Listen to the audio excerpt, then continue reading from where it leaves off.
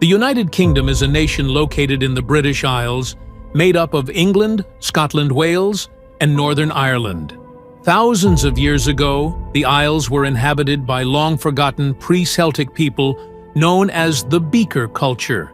Named for their distinctive pottery beakers, little is known of them, but it has been suggested that these people laid the foundations for the mysterious Stonehenge, a series of heavy standing stones which were transported from 150 miles away and arranged to form a calendar marking the days of the summer and winter solstice. Over time, waves of Celtic-speaking people arrived from the European continent, who soon came to form the Brittonic, Gaelic, and Pictish people.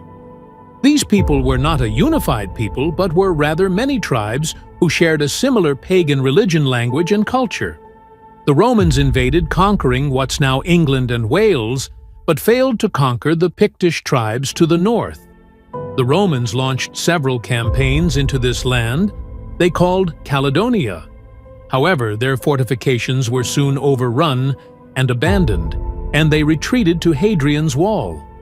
Their conquered lands were incorporated into the Roman Empire, becoming the province of Britannia.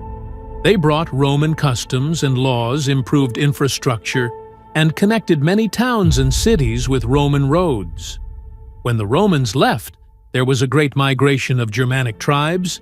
These were the Jutes Angles and Saxons, with their language, Old English. Their settlement pushed many Britons to areas in Wales, Brittany, and a kingdom known as Domino Nia, while Scotland eventually evolved into 4 kingdoms. Thus, most of these were the Scots, who were originally from Ireland, the Britons of Strathclyde, the Anglo-Saxon kingdom of Benicia, and the Picts of Alba. For unknown reasons, the Jutes disappeared from history.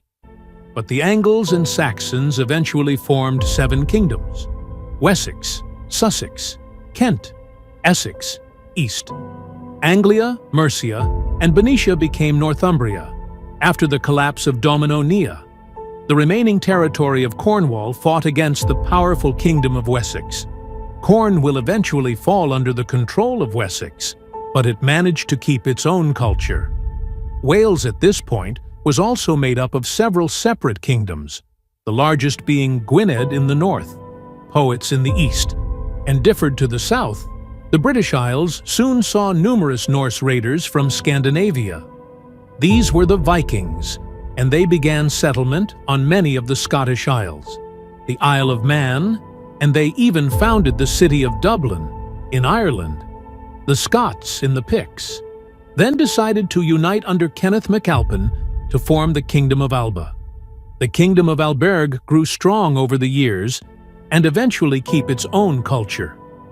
Wales at this point was also made up of several separate kingdoms, the largest being Gwynedd in the north, Poets in the east, and differed to the south. The British Isles soon saw numerous Norse raiders from Scandinavia. These were the Vikings, and they began settlement on many of the Scottish Isles, the Isle of Man, and they even founded the city of Dublin in Ireland.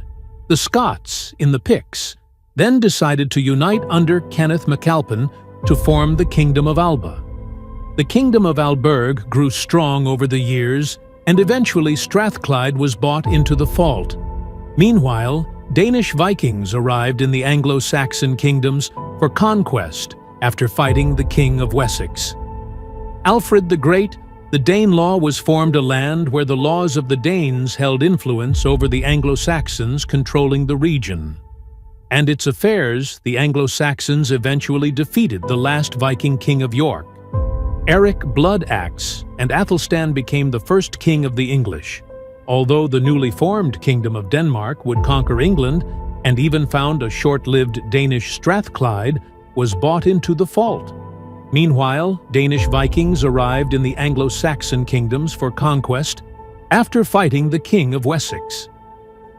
Alfred the Great, the Danelaw was formed, a land where the laws of the Danes held influence over the Anglo-Saxons, controlling the region and its affairs.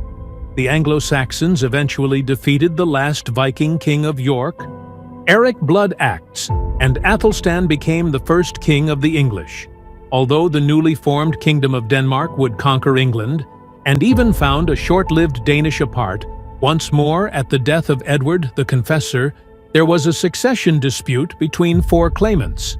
Harold Godwinson was elected as king and managed to defend England from an invasion by the Norwegian king, Harald Hardrada.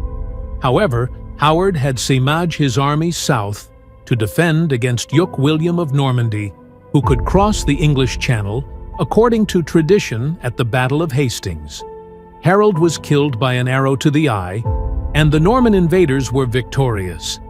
The new King William defeated a number of rebellions, built a new design of castles called moats and bailies, and introduced a number of reforms such as trial by combat and the Domesday Book of the Norman invasion of South Wales and parts of Ireland, creating Irish lordship at court.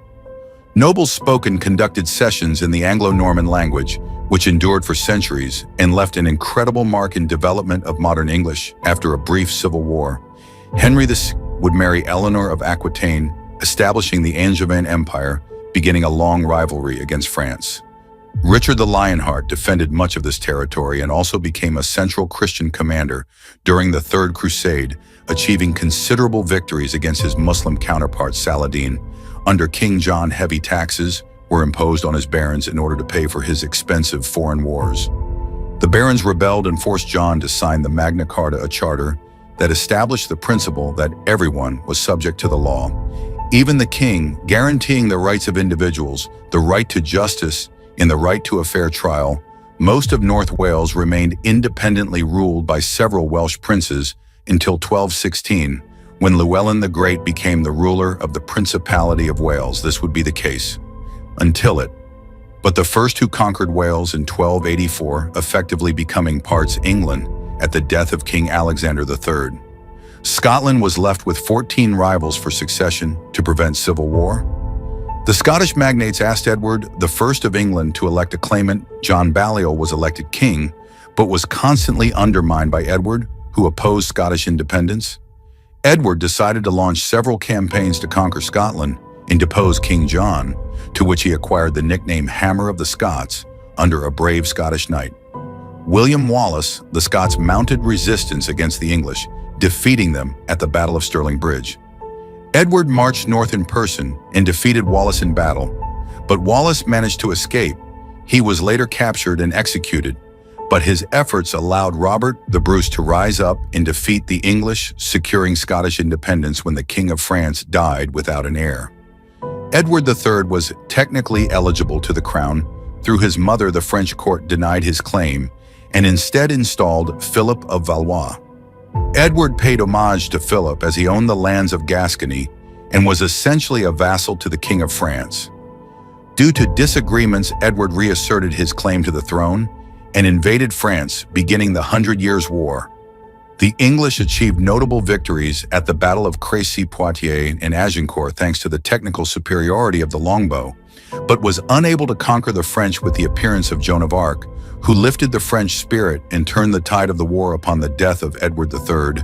An entire generation was skipped in the line of succession, which prompted bitter rivalry between several claimants. Most notably were the houses of York and Lancaster. Tensions were high until a bloody age of warfare erupted between these two factions in the Wars of the Roses. It's so in-depth and complicated, this period would likely become a video of its own. The wars ended with the arrival of the Tudor dynasty, Henry VIII wanting a divorce split, with the Church creating his own Church of England.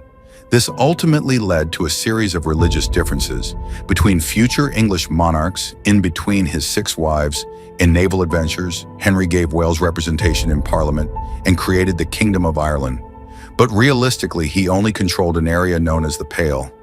In addition, Henry's paranoia and suspicion amounted to tens of thousands of executions, including his friends and wives during the 16th century. The largest of most powerful empire was Spain under King Philip II. England under Elizabeth I were helping Dutch rebels reject Spanish rule, and many English privateers were also intercepting Spanish silver on its journey back from the New World. This angered the Spanish king, and the final straw came when Elizabeth had Mary, Queen of Scots, executed because she did not want Scotland falling under Catholicism. The Spanish Armada, consisting of 130 ships, was deployed to invade England at the Battle of Gravelines. An English victory forced the Spanish fleet to sail around the British Isles before storms in the north of Scotland destroyed the remaining ships in Maitalion. The English, led by Sir Francis Drake, amassed their own armada to invade Spain, but this too became a failed endeavor.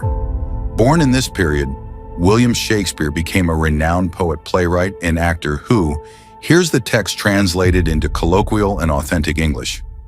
When Queen Elizabeth of England died without an heir, it really shook things up in English literature. And here ends part 1. Please follow the channel to wait for part 2.